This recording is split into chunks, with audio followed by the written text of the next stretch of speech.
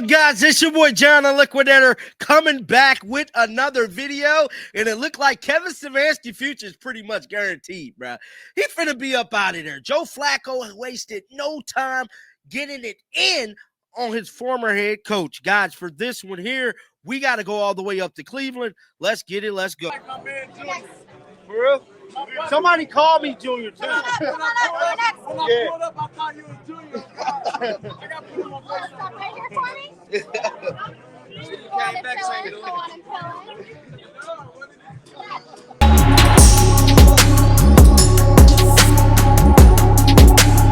Oh, my goodness, bro. I see why Mike Tomlin said what he said before the game. Because if you guys haven't heard, the Cincinnati Bengals put the beats on the Pittsburgh Steelers, bro. Joe Flacco threw for over 200 yards, no picks. Man, Joe Flacco looked like he could be the MVP quarterback, bro. I ain't lying, bro. He looked like MVP caliber performance, dog. What Joe Flacco did, legendary. I ain't lying. Kevin Stefanski is in the hot seat, man. We got fans pulling up receipts. We got members of the media pretty much saying him and Andrew Berry need to kick rocks.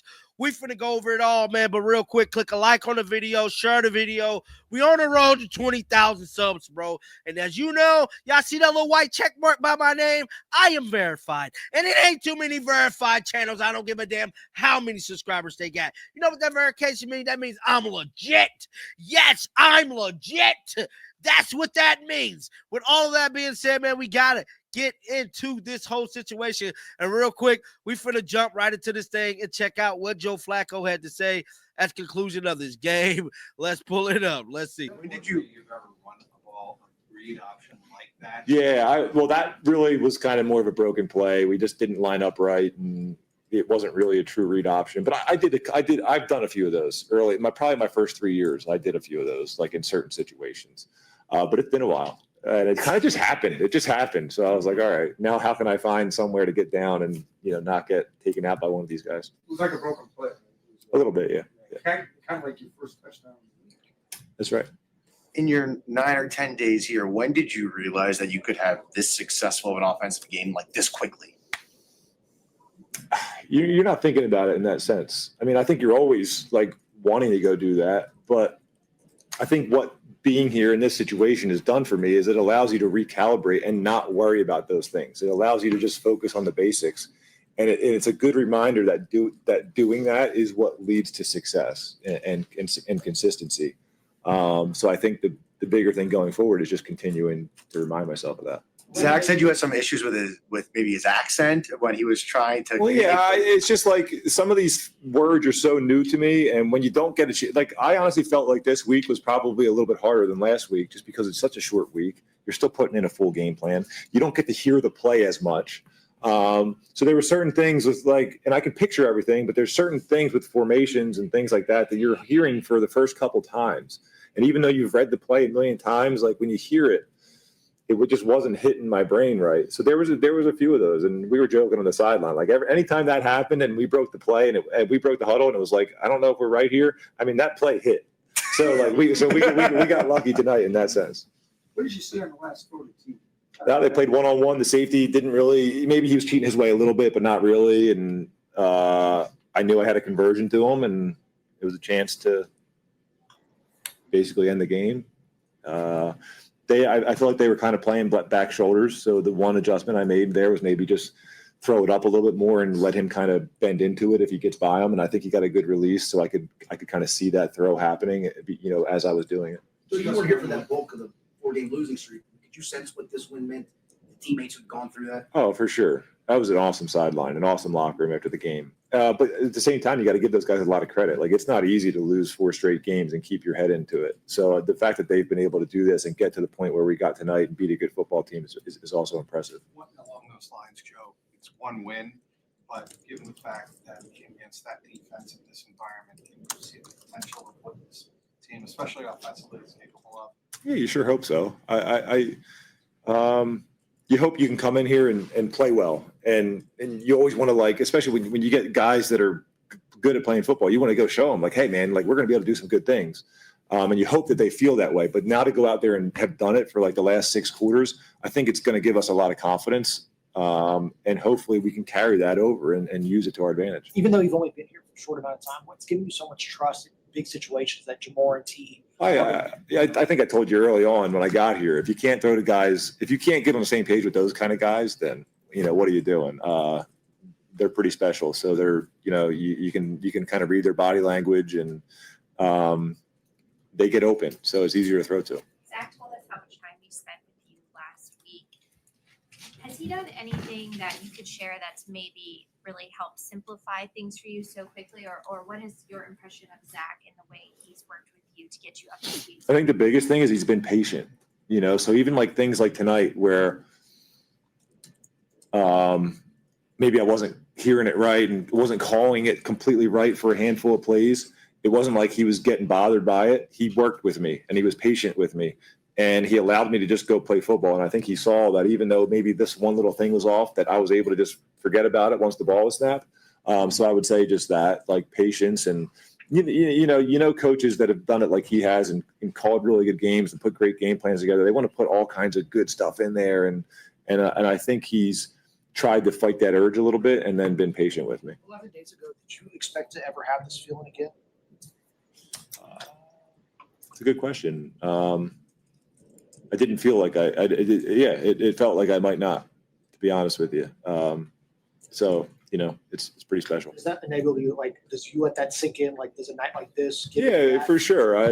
When I talk to my family and, we're laughing about this and just, that'll be a reminder because I got so many people at home, not only, my kids, obviously, my wife has been doing this with me for so long now. My wife and my siblings and my dad and my mom, we're all still so invested in this. So when you talk to those people and they're probably one of their biggest emotions is probably relief, oh my gosh, the game's over. We don't have to watch that anymore and hang on the edge of our seat.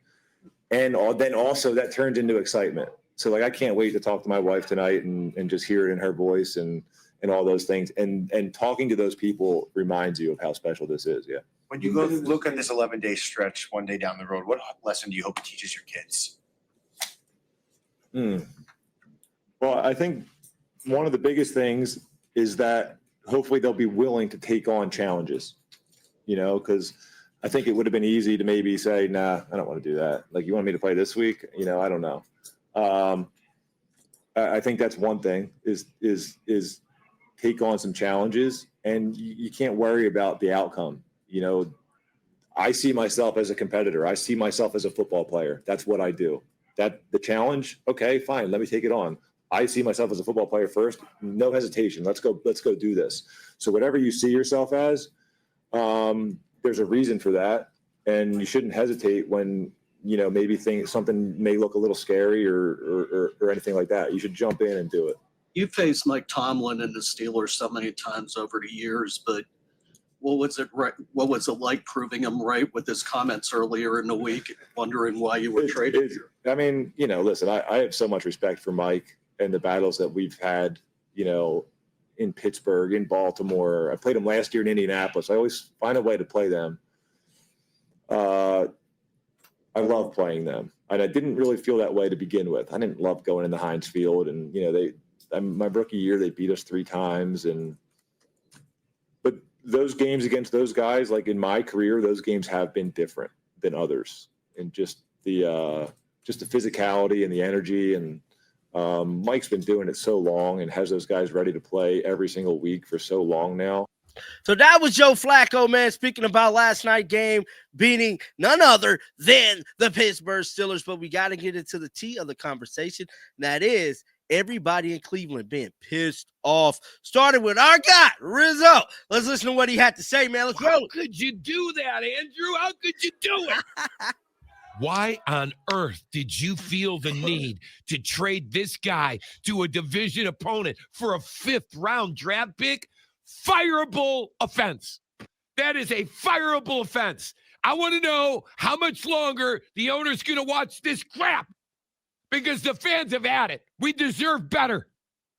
You just worried more about your stadium than you are your football team. That's the perception, Jimmy. And you allow these people to do this. You have the worst offense in the league. Your GM screwed this quarterback thing up like I've never seen in my life. I've never seen anything like. Kids that play Madden could have done a better job. Truly. That's not hyperbole. It's a joke. It's a joke. This franchise has become a joke. They've And been I'm a sick joke. of it. Y'all been a joke, man. Cleveland been the laughing stock, guys. This is y'all only relevant because y'all got Shador, bro. Had y'all not had Shador, would nobody give two shits about Cleveland. Let's just keep it real. Well, I think it's certainly an indictment of the state of affairs with the Browns right now, because we had all assumed that Joe Flacco was washed up and he couldn't do it anymore. And then he goes out and does that on national television, beats the Pittsburgh Steelers. And we certainly now understand why Mike Tomlin was furious that Andrew Berry basically gave Joe Flacco to the Cincinnati Bengals. But the Browns organization looks like a bunch of stooges this morning, which they often do. The smartest people in the room look like they're the dumbest. Kevin Stefanski is going to have to answer for why that happened last night. And we're stuck watching a team that can't score more than 17 points in a game. With him calling plays on the sideline, putting game plans together. Andrew Berry needs to get his butt front and center and start answering some questions. I've never heard of a GM being completely inaccessible after trading a week one starting quarterback and also trading your starting corner. I've never heard of that. And not even a statement in like a release from Andrew Berry about stuff. So he's not accountable for anything right now. And I'm going to say this. If they fire Kevin Stefanski, they need to fire Andrew Berry too. If Kevin has to go, Andrew has to go, because Andrew's the one buying the groceries that Kevin has to work with. And it's rotten. And you know what? It might be rotten by design. And that's what we all have to understand. This might be part of the grand plan. Winning might not be important to this organization this year. The players seem pretty frustrated. Well, Grant Delpit seems pretty frustrated. Myles Garrett seems pretty frustrated. That was people in the media in Cleveland, y'all. It is a shit show. I ain't gonna lie to you. Get down in the comment section. Let me know y'all thoughts about this, bro. Keep them bells on. We coming right back with another one. And like always, man, until next time, shake the haters off. I'm out of here, baby. Peace out.